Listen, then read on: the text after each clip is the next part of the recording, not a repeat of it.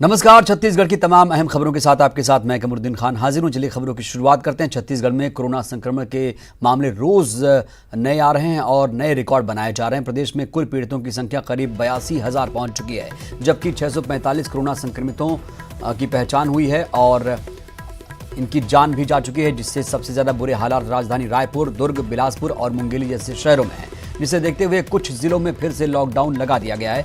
वहीं राजधानी रायपुर, बालोद समेत कुछ जिलों में फिर से लॉकडाउन लगाने की तैयारी चल रही है। बात करें दुर्ग की, तो जिले में कोरोना संक्रमितों की संख्या 8,000 पहुंच चुकी है। पिछले 24 घंटे में यहां 378 नए मरीज मिले, जबकि 7 लोगों ने दम तोड़ा। इसके अलावा मुंगेली जिले में 17 सितंबर से ही लॉकडाउन लगा हुआ है, जो 23 सितंबर तक चलेगा। उसके बाद फैसला लिया जाएगा कि लॉकडाउन खोलना है या नहीं। बालोद जिले में भी 22 सितंबर से लॉकडाउन लगने जा रहा है। यहां इस बार लॉकडाउन के दौरान किराना की दुकानें भी नहीं खुलेंगी, लेकिन इमरजेंसी सेवाएं जारी रहेंगी। वहीं जशपुर के 5 नगर पंचायत क्षेत्र, जिसमें बागीचा, कुनकुरी और कोतबा में भी लॉकडाउन जारी है। तो बड़ी खबर आपको बता रहे हैं, जहां पर अब फिर से लॉकडाउन लगाने की तैयारी हो रही है। राजधानी में फिर से लॉकडाउन लगेगा। रायपुर से सबसे ज्यादा 672 नए मरीज मिले हैं और कोरोना से कल 17 लोगों की जान भी गई थी। तो कुल मिलाकर जो कोरोना के आंकड़े हैं वो लगातार बढ़ रहे हैं, इसमें कमी नहीं आ रही है और उसका अब इसे मात देने के लिए फिर से लॉकडाउन की तैयारी की जा रही है। भिलाई, रिसाली, जामुल, कुमारी में लॉकडाउन लगेगा। ये बड़ी खबर आप तक पहुंचा रहे हैं। मुंगेली में 17 से 23 सितंबर तक लॉकडाउन पहले से ही जारी है। प्रदेश में कोरोना संक्रमण के मामले बढ़ने के बाद ये बड़ा फैसला लिया गया है। अब तक कोरोना का यहां पर सबसे बड़ा ब्लास्ट देखने को मिला है, लिहाजा अब संक्रमण को देखते हुए जिला प्रशासन पर यह दबाव बढ़ रहा है। दुर्ग में 20 से 30 सितंबर तक लॉकडाउन रहेगा। राजधानी रायपुर में भी फिर से लॉकडाउन लगाने की तैयारी चल रही है। तो 22 सितंबर से रायपुर में फिर से लॉकडाउन लगेगा। ये एक बड़ी खबर है अपने आप में, क्योंकि लॉकडाउन का जो सिस्टम था वो अमूमन खत्म हो गया था। अनलॉक में प्रवेश कर चुके हैं हम लोग। फिर भी अब जो आंकड़े जिस तरीके से बढ़ रहे हैं उसको देखते हुए अब यही लग रहा है कि हर जगह अब इसको इम्प्लीमेंट किया जाएगा। लॉकडाउन अब रायपुर में लगाने की तैयारी है। 22 सितंबर से रायपुर में भी लॉकडाउन लग जाएगा।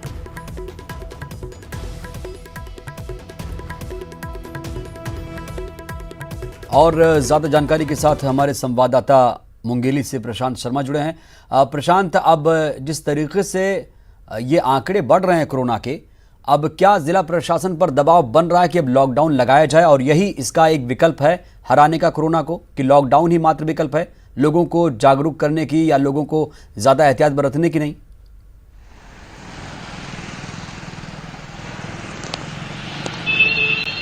जी कमरुद्दीन, मैं बता दूं कि प्रदेश के साथ मुंगेली जिले में भी कोरोना मरीजों की संख्या लगातार बढ़ते जा रही है। बात करें पिछले 10 से 15 दिनों की, तो प्रतिदिन 50 से 60 मरीज मुंगेली जिले में निकल कर सामने आ रहे हैं और यही वजह है कि जो आंकड़े हैं 1030 की संख्या मुंगेली जिले में पहुंच गई है। और बात करें एक्टिव मरीजों की, तो 660 एक्टिव मरीज मुंगेली जिले में है, जिनमें 434 मरीजों का होम आइसोलेशन में इलाज चल रहा है। इसके साथ ही मुंगेली कोविड-19 हॉस्पिटल में इलाज चल रहा है। वहीं मौत की बात करें तो मुंगेली जिले में 4 लोगों की मौत भी कोरोना से हो चुकी है, जिसको लेकर लोगों में दहशत है।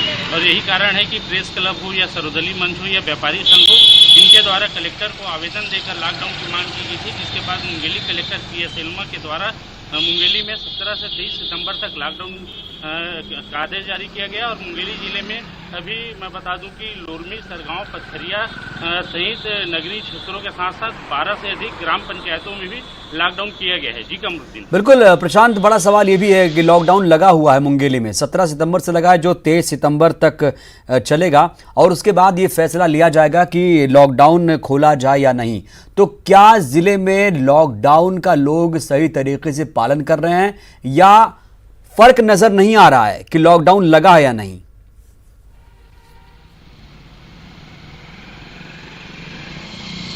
जी मैं बता दूं कि पिछले लॉकडाउन में जिस तरह प्रशासन को मेहनत करनी पड़ती थी और सड़कों पर आकर दुकानें बंद कराने की स्थिति आती थी, वैसा इस बार देखने को नहीं मिल रहा है। और ये कहीं ना कहीं ऐसा लग रहा है कि लोगों के मन में अब डर करने लगा है, क्योंकि मुंगेली जिले में काफ़ी बड़ी संख्या में मरीज निकल कर सामने आ रहे हैं। मैं बता दूं कि 2 कांग्रेसी नेताओं का निधन भी कोरोना के चलते हुआ है। वहीं अब तक 4 लोगों की मौत कोरोना से हो गई है। वहीं दूसरे अन्य नेताओं की बात करें तो पूर्व मंत्री और मुंगेली विधायक पुन्नूलाल मोहले के परिवार में 13 सदस्य कोरोना पॉजिटिव हैं। उसके साथ साथ पूर्व संसदीय सचिव तोफन साहू के घर में 11 सदस्य कोरोना से संक्रमित हैं। इसके साथ पिछड़ा वर्ग आयोग के अध्यक्ष थानेश्वर साहू कोरोना संक्रमित पाए गए हैं। इसके साथ साथ बड़ी संख्या में मैं बता दूं प्रेस क्लब के अध्यक्ष हों या चेंबर ऑफ कॉमर्स के अध्यक्ष का परिवार हो, बड़ी संख्या में कोरोना के मरीज सामने आ रहे हैं। बिल्कुल, तो बड़ी संख्या में जब कोरोना के मरीज मिल रहे हैं तो लाजमी है प्रशांत की लॉकडाउन लगाया जाए, और ये भी जरूरी हो जाता है प्रशांत। लॉकडाउन के साथ साथ लोगों की जिम्मेदारी भी यहां बढ़ जाती है कि लॉकडाउन का वो सही तरीके से पालन करे। हमारी संवाददाता रायपुर से जुड़ चुकी है ममता लांझवार, उनसे जानकारी लेते हैं। ममता, अब तो रायपुर में भी 22 सितंबर से 10 दिनों के लिए दोबारा लॉकडाउन लगाने की तैयारी चल रही है, आखिर ऐसा क्यों? देखिए, कलेक्टर ने भी अब ये बात स्पष्ट कर दी है। 21 सितंबर की रात 9 बजे से लेकर के 28 तक के जो है वो टोटल लॉकडाउन रहेगा रायपुर में, और रायपुर को कंटेनमेंट जोन घोषित कर दिया गया है। इस बार जो है पहले से भी ज्यादा सख्ती रहेगी। इनफैक्ट पेट्रोल तक नहीं मिलेगा लोगों को, केवल जो है पुलिस को और इसके साथ ही अगर फायर ब्रिगेड के कर्मी और एसेंशियल सर्विस में जो रहेंगे उन्हीं को पेट्रोल दिया जाएगा। सब्जियों की जो दुकानें हैं वो भी बंद रहेंगी, और पूरी तरीके से जो है टोटल लॉकडाउन लगाया जा रहा है। लगातार जिस तरीके से कोरोना के जो मरीजों की संख्या बढ़ रही है, उसके बाद से इस बात को लेकर मंथन चल रहा था कि अब फिर से लॉकडाउन लगाया जाए। 3 बार लॉकडाउन हो चुका है, अब फिर से एक बार जो है 10 दिनों के लिए लॉकडाउन लगा, 21 से लेकर 28 तक लॉकडाउन किया जा रहा है। और ये एक बड़ी खबर है, और इस बार कहा जा रहा है कि चप्पे चप्पे पर जो है वो सुरक्षाकर्मी पहले भी मौजूद रहते थे, लेकिन इस बार कुछ भी बर्दाश्त नहीं किया जाएगा, क्योंकि हजार के करीबन जो कोरोना के जो मरीज मिल रहे हैं और किसी भी तरीके से स्थिति संभल नहीं रही है। ऐसे में अब संक्रमण को रोकने के लिए और भी ज्यादा सख्ती करने का निर्णय लिया गया है, यानी कि सब्जियों की दुकानें भी खुली नहीं रहेंगी। जी ममता, ये तो बहुत ही अपने आप में सख्त नियम होगा, क्योंकि जब पूरे देश में लॉकडाउन हुआ था तो पेट्रोल मिल रहे थे, सब्जियां मिल रही थी, दूध मिल रहे थे, जरूरी सामान सबको मिल रहे थे। लेकिन इतनी सख्ती के बाद आपको लगता है कि लॉकडाउन का लोग सही तरीके से पालन करेंगे और चोरी छिपे सब्जी और पेट्रोल नहीं मिलेंगे? ममता, देखिए, दूध के लिए सुबह 1-1.5 घंटा और शाम को 1.5 घंटे का समय निर्धारित, सब्जियों के लिए अगर दूध के लिए बात करें तो सुबह 1.5 घंटे और रात को 1.5 घंटे, शाम को 1.5 घंटे का समय निर्धारित किया गया है शाम। और इसके साथ ही अगर हम बात करें सब्जियों को लेकर, दरअसल जब सब्जियों का जो मार्केट खुला रहता था, पिछली बार आपने देखा होगा कि इसके पिछली बार के लॉकडाउन के पहले किराना की दुकानें खुली रहती थी, लेकिन फिर पिछली बार सख्ती की गई और किराना दुकानें भी बंद कर दी गई। अभी जो सब्जी मार्केट है, देखा गया कि लॉकडाउन के दौरान लोग सब्जी मार्केट में जमकर भीड़ उमड़ती है, और सुबह जिस तरह से 6 बजे से लेकर 10 बजे तक के पिछली बार लॉकडाउन के दौरान जो समय दिया गया था सब्जियों को लेकर सब्जी खरीदने के लिए जा सकते हैं, तो ऐसे में देखा गया था कि बड़ी संख्या में लोग उस टाइम पे उमड़ते थे, तो कहीं ना कहीं संक्रमण का खतरा वैसे भी बना रहता था।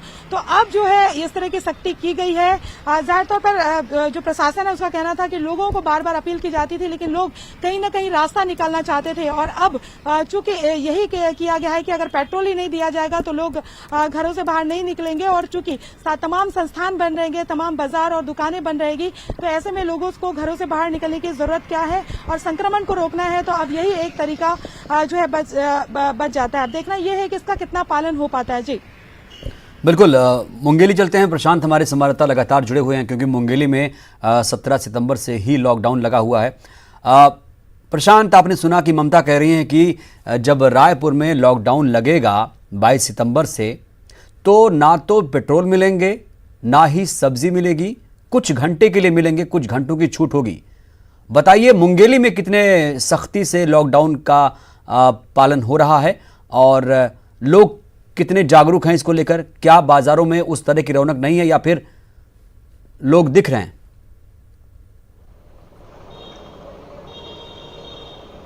जी, मैं बता दूं कि मुंगेली जिले में अति आवश्यक वस्तुओं की दुकानें ही खुल रही है, वो भी सुबह 7 बजे से 11 बजे तक। बात करें सब्जी की दुकानें, फल की दुकानें और दूध डेयरी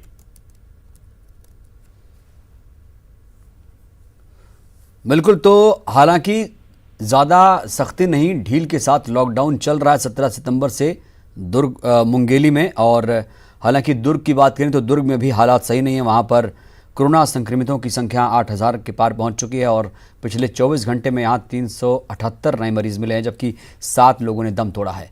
हमारी सहयोगी ममता लांजेवार लगातार रायपुर से बनी हुई हैं। इसके अलावा मिथिलेश हमारे संवाददाता दुर्ग से जुड़ चुके हैं। मिथिलेश, हम देख पा रहे हैं कि अब जो दुर्ग है उस जिले में भी कोरोना संक्रमितों की जो संख्या है 8000 के पार पहुंच चुकी है और पिछले 24 घंटे में 378 यानी करीब 400 मरीज मिले। तो ऐसा क्यों हो रहा है? क्या दुर्ग जिले में भी लॉकडाउन लगाने की तैयारी है?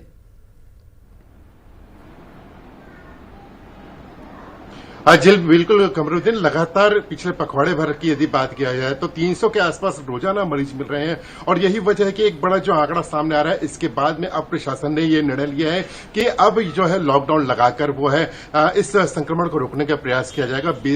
20 सितंबर से ये लॉकडाउन आरंभ होगा, मतलब कल से ये लॉकडाउन आरंभ होने जा रहा है जो 30 सितंबर तक चलेगा। और ये लॉकडाउन जो है वो अब काफी पहले से सख्त होएगा, जिसमें राशन दुकानें भी नहीं खुलेंगी। सिर्फ दूध का जो व्यवसाय जो सुबह होता है और शाम 2 घंटे तक के लिए छूट दी गई है। इसके अलावा जो है वो भी सभी प्रकार के संस्थानों को बंद रखने का आदेश दिया गया है ताकि इस संक्रमण को रोका जा सके।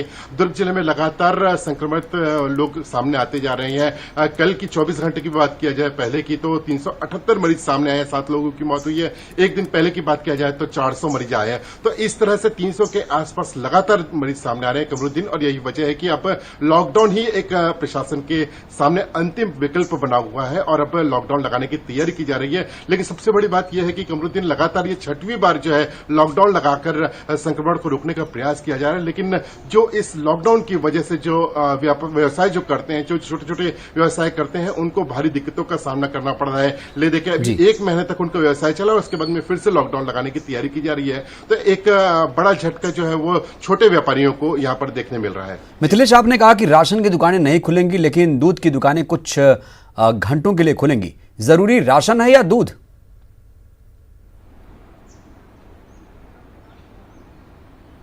देखिए, जिस तरह से अति आवश्यक वाली बात जब सामने आती है तो दूध को एक आवश्यक सेवाओं का माना जाता है और यही वजह है कि इसमें आंशिक छूट दी गई है। सुबह 8 बजे से लेकर 10 बजे तक ही ये दुकान खुलेंगे। इसके अलावा मेडिकल स्टोर खुलेंगे। इसके अलावा जो है वो किसी भी तरह की दुकानें नहीं खुलेंगी।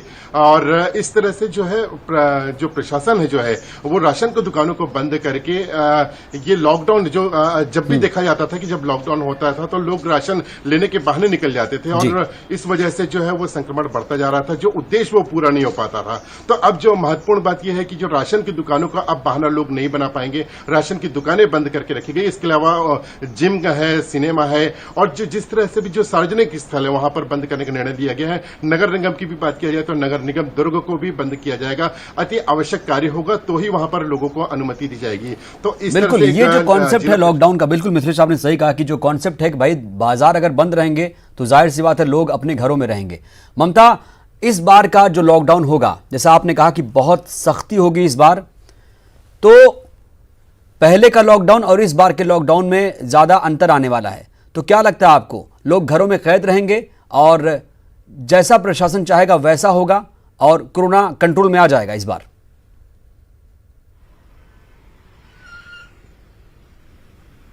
देखिए, अब ये तो लोगों के ऊपर है और ये समझने की जरूरत है कि शुरुआती तौर पे जब लॉकडाउन किया गया था तो थोड़ी छूट दी गई थी, लेकिन उस छूट का बेजा फायदा उठाया गया। उसके बाद फिर थोड़ी सख्ती की गई, लेकिन फिर भी छूट दी गई थी। किराना दुकान बंद रखी गई थी, बंद रखा गया, लेकिन सब्जियों की दुकान, सब्जी मार्केट जो है वो खुला रखा गया।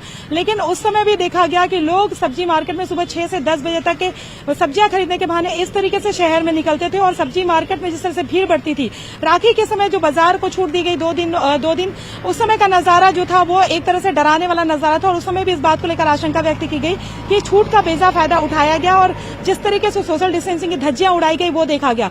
तो जाहिर तौर पर अभी जिस तरीके से सख्ती की गई है, अभी तो ये भी ये है कि सिर्फ मेडिकल स्टोर, किराना की दुकानें और किराना की दुकानें, सब्जियों का जो की दुकानें हैं वो तक बंद रखी जाएंगी। और इसके साथ ही पेट्रोल को लेकर भी ये बात कही जा रही है कि वो लोग जो एसेंशियल सर्विस में उन्हीं को पेट्रोल दिया जाएगा, घरों से बाहर बिल्कुल निकलने नहीं दिया जाएगा। चप्पे चप्पे पर जो है वो निगरानी की जाएगी। लेकिन अब लोगों को समझने की जरूरत है कि अब जो है किसी भी तरह का रिस्क लेने का समय नहीं है। प्रशासन अपनी तरफ से हर संभव सख्ती की बात कह रहा है, लेकिन अपने भीतर भी जागरूकता की जरूरत है, क्योंकि संक्रमण जिस तरीके से बढ़ रहा है और अगर इस संक्रमण को रोकना है तो कहीं न कहीं जो है लोगों को भी खुद से इसका पालन करना पड़ेगा। जो जिस तरह के नियम कायदे बनाए रहे हैं उसका पालन करें, नहीं तो इसके बाद में हो सकता है कि और भी ज्यादा सख्ती हो। अब इसके बाद क्या होगा ये समझ में नहीं आ रहा कि और किस तरह की सख्ती की जा सकती है। लेकिन बिल्कुल सख्ती तो होगी, साथ ही साथ लोगों को खुद जागरूक रहना पड़ेगा। बहुत बहुत शुक्रिया आपका मिथिलेश और ममता लांजेवार। हमारे सहयोगी प्रशांत भी जुड़े थे, उनका भी बहुत बहुत शुक्रिया। तो कुल मिलाकर ब्रेक के बाद हाजिर हूं। NHM कर्मचारियों ने आज से जिले में अनिश्चितकालीन हड़ताल शुरू कर दिया है। नियमितीकरण की मांग को लेकर प्रदेश के 13,000 कर्मचारियों ने हड़ताल शुरू कर दी। NHM कर्मचारियों का कहना है कि सरकार अपने ही किए वायदे को पूरा नहीं कर पा रही है। शिक्षा कर्मियों के मांगों को जिस तरह से पूरा किया गया वैसे ही उनकी मांगों को भी पूरा किया जाना चाहिए। इस संकट के समय में ये लोग स्वास्थ्य के क्षेत्र में अपनी जान जोखिम में डालकर काम कर रहे हैं। बावजूद इसके सरकार उनकी मांगों को लेकर उदासीन लग रही है। अगर किसी की जान चली जाती है तो रेगुलर नहीं होने के कारण उनके परिवार को कुछ नहीं मिलेगा। कोरोना संक्रमण काल में संविदा स्वास्थ्य कर्मियों ने हड़ताल का ऐलान किया है, जिसके तत्काल बाद स्वास्थ्य मंत्री टी.एस. सिंहदेव ने वीडियो जारी कर संविदा कर्मियों से हड़ताल ना करने की अपील की है। अपनी अपील में स्वास्थ्य मंत्री ने कहा कि कोरोना काल में मानव सेवा से बड़ी कोई सेवा नहीं, ऐसे में इस वक्त हड़ताल से विपरीत असर पड़ेगा। साथ ही ये भी कहा कि संविदा कर्मियों की मांगों पर सरकार सहानुभूतिपूर्वक विचार कर रही है। घोषणा पत्र में कहा था कि नियमित करेंगे, तो नियमितीकरण का उपहार जब वो अपना वेतन बढ़ा सकते हैं, शिक्षा कर्मी को संविलियन कर सकते हैं, तो हमारे लिए नियमितीकरण का उपहार दे अपने वायदे को पूरा करते हुए। देखिए NHM में हम लोग डॉक्टर्स भी कार्यरत हैं यहाँ पे, लेकिन हम सभी अनियमित हैं आज भी। आज स्थिति ये है कि अगर हम भी हॉस्पिटल में कार्य करते करते अगर संक्रमित हो जाते हैं और यदि हमारी मृत्यु भी हो जाती है तो आज हमारे पूछने वाला कुछ नहीं है, ना हमें कुछ इंसेंटिव है, ना ही जॉब सिक्योरिटी है, ना ही आगे चल के हमारी परिवार को कोई सुरक्षा मिलेगी। तो ऐसी स्थिति में यदि मैं भी संक्रमित हो जाता हूं तो मुझे बेड भी नहीं मिलेगा, ये भी स्थिति आने की संभावना है। अब सोचिए कि केवल अगर डॉक्टर की ये स्थिति हो रही है तो बाकी जो हमारे एम्प्लॉयज़ हैं उनकी भी क्या स्थिति होगी। हम मजबूरन ऐसा कदम हमको उठाना पड़ रहा है। हम खुद ऐसा नहीं चाहते थे कि इस समय पे ऐसा करें, लेकिन शासन ने ऐसा अनदेखी करके हमारे साथ में एक बहुत बड़ा हमारे साथ छलावा भी किया है और हम बहुत विवश होकर ऐसा कार्य हम कर पा रहे हैं आगे। छत्तीसगढ़ प्रदेश NHM कर्मचारी संघ दिनांक 19 सितंबर से अनिश्चितकालीन आंदोलन पर रहेगी। सरकार को हमने बारंबार पत्र के माध्यम से अवगत करा चुके हैं अपनी मांगों से। तो सरकार को चाहिए कि वो अपने नियमितीकरण के वादे, घोषणा पत्र के वादों को पूरा करे। अगर सरकार घोषणा पत्र के वायदों को पूरा नहीं करती है और 13,000 NHM और CG के कर्मचारियों को नियमितीकरण की घोषणा नहीं करती है तो प्रदेश के पूरे कर्मचारी 19 तारीख से अनिश्चितकालीन आंदोलन पर रहेंगे। देखिए, ऐसा है कि सरकार के घोषणा पत्र में था कि हम सारे नियमित कर्मियों को नियमित करेंगे और आज 2 साल होने को है। ये सरकार बिल्कुल भी इस तरफ कोई कदम उठा नहीं रही है और ये इस बात का प्रमाण है कि इतने जो मेरे जानकारी के अनुसार 13,000 स्वास्थ्य विभाग में संविदा कर्मी हैं, उनको इस कोरोना महामारी जैसे समय में भी अपनी मांग के लिए हड़ताल करने के लिए मजबूर होना पड़ रहा है। ये सरकार से सारे लोग ठगे गए हैं।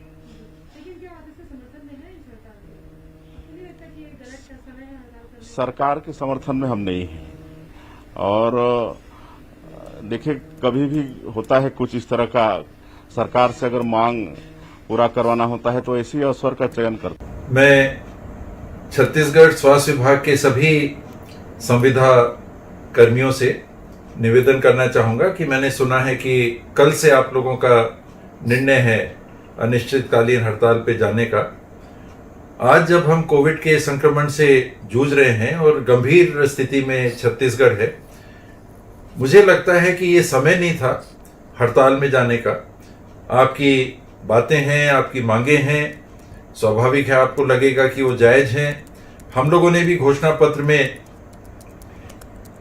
छत्तीसगढ़ के सभी विभागों में काम करने वाले दैनिक वेतन भोगी कर्मचारियों, संविदा कर्मचारियों के संबंध में उल्लेख किया है और उस बात को छोड़ा नहीं है।